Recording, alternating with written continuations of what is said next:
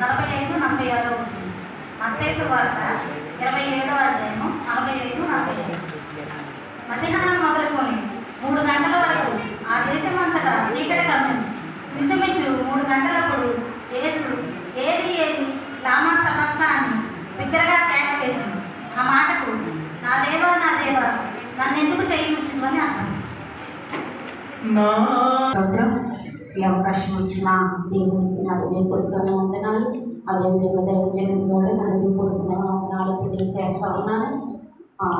మీ అందరికీ శుభ శుక్రవారపు శుభములను తెలియజేస్తా ఉన్నాను. దేవుడు ఆ కలువరి శిలువలో పలికిన 7 మాటలు అనేవి చాలా ప్రాముఖ్యమైనవి. మనమేదో ఆచారంగా అలా చేసుకుంటూ వెళ్ళిపోతాము, కానీ ఆ 7 మాటల్లో ఉన్న అర్థాన్ని ఒక్కసారి మనం గ్రహించగలిగితే నిజంగా మన బ్రతుకు దినములన్నీ కూడా మనం ఏం చేస్తామండి, దేవుణ్ణి విడిచిపెట్టాం, దేవునికి కృతజ్ఞత కలిగిన జీవితాలతో జీవిస్తామన్నది దేవుని వాక్యం తెలియజేస్తూ ఉంది. ఆ ప్రాముఖ్యముగా 7 మాటల్లో మధ్య మాట ఏంటిది? 4వ మాట కదండి.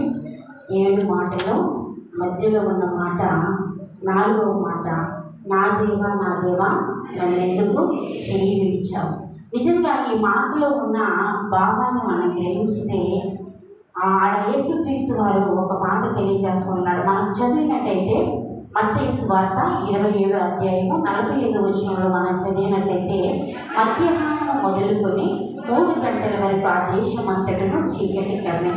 ఇంచుమించు 3 గంటలప్పుడు యేసు ఏది ఏది లామా సబక్తా అని బిగ్గరగా కేక వేసింది.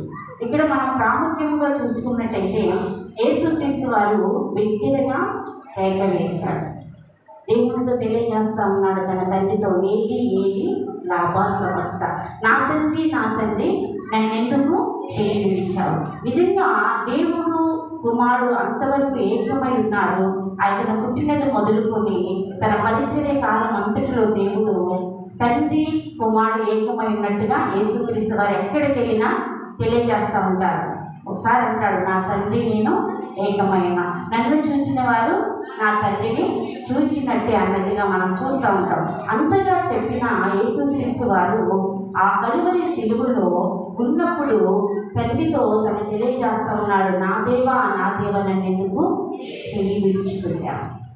నిజంగా ఆ చేయి విడిచిపెట్టిన ఆయన ఎప్పుడైతే యేసుక్రీస్తు వారిని గ్రహించాడో అప్పుడే ఒక పెద్ద కేక వేసినట్టుగా మనం చూస్తామన్నాం. అక్కడ మనం చూసినట్టయితే ఇక్కడ చూడండి, లేఖనాలలో మనం చూసినట్టయితే లేఖనాలు నెరవేరినట్టుగా 53 యెషయా గ్రంథము 53 అధ్యాయంలో మనం చూసినట్టయితే ఒకసారి చూడండి. అక్కడ ఏమని ఉంటుందంటే, అతడు తీర్పులోనికి వచ్చినప్పుడంట అన్ని గంటల సేపు అతనే తీర్పు తీర్చాడు, చాలా గంటలు. తర్వాత చాలా మంది ఆలన చేశారు, చాలా మంది పిడుగుద్దులు తనను గుద్దారు, ఉమ్ము వేశారు. నిజంగా అటువంటి పరిస్థితిలో కూడా ఎప్పుడు కూడా ఏం చేయలేదండి, బాధపడలేదు, నోరు తెరవలేదు. బొచ్చు కత్తిరించి వాని దగ్గర ఎలా అయితే మౌనముగా ఉంటుందో అలా యేసుక్రీస్తు వారు ఉన్నట్టుగా మనం చూస్తూ ఉన్నాం. కానీ ఇక్కడ మనం చూడలేదు బైబిల్ గ్రంథంలో. ఇంతగా చేసి ఒకటి తక్కువ 40 కొరడా దెబ్బలు కొట్టినప్పుడు తన వీపు నాగిలి చాలా వల్ల దున్నబడినప్పుడు కూడా గొర్రె పిల్ల మౌనముగానే ఉన్నట్టు అతను ఉన్నాడు. కానీ ఏ మాత్రముగా కూడా మనకు అరిసినట్టు కేకలు వేసినట్టు మనం చూసినట్టయితే తండ్రి ఎప్పుడైతే తనను ఎడబాసాడో విడిచిపెట్టాడో అక్కడ బిగ్గరగా కేక వేసినట్టుగా మనం చూస్తాము.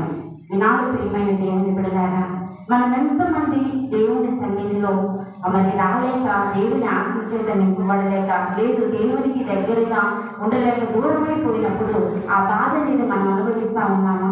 నిజంగా ఆ బాధ అనేది మనకున్నదాన్ని ఒకసారి మనం పరిశీలన చేసుకోవాలి. చాలా మంది ఏదో ఆచారంగా దేవుని మందిరానికి రావడము, లేకపోతే ఇలా ఆదివారం మన దేవుని మందిరానికి వచ్చి అలా వెళ్ళిపోవడమే తప్ప తండ్రితో లేదు క్రీస్తుతో మనం ఎంతమంది ఏకమై ఉంటున్నామండి? దేవునితో పెనవేసుకునే జీవితాలు మనం కలిగి ఉంటున్నామా? నిజంగా యేసుక్రీస్తు వారు ఒక్క క్షణము కొన్ని నిమిషాలైతే యేసుక్రీస్తు వారు తన తండ్రి తన చేయిని విడిచి విడిచిపెట్టినప్పుడు అతడు ఎంతో వేదన అనుభవించాడు, ఎంతో బాధను అనుభవించాడు. అసలు యేసుక్రీస్తు వారిని దేవుడు ఎందుకు విడిచిపెట్టాడు? అసలు విడిచిపెట్టాల్సిన అవసరమే ఉంది అని ఒకసారి మనం ఆలోచన చేసినట్లయితే నిజంగా మన దోషములన్నీ, మనం యెషయా గ్రంథం 53 అధ్యాయాలు చదువుకున్నాం కదా, మన దోషములన్నీ ఏం చేశాడట? అతని మీద మోపబడ్డాయి. మనం చేసిన ప్రతి పాపము అతిక్రమములను దేవుడు ఏం చేశాడంట? యేసుక్రీస్తు వారు తన మీద మోపబడ్డాయి. కాబట్టి యేసుక్రీస్తు వారు ఒక పాపిగా ఎంచబడ్డట్టుగా మనం చూస్తామన్నాం. పాపిగా ఉన్నప్పుడు దేవుడు దానిని పాపిని క్షమిస్తాడు, కానీ దేవుడు పాపాన్ని క్షమించేవాడు. ఎప్పుడైతే తన పాపములను, మనందరి పాపములను, దోషములను యేసుక్రీస్తు వారి మీద మోపబడినేవో వెంటనే తండ్రి తన చెయ్యి విడిచినట్టుగా మనం చూస్తాము.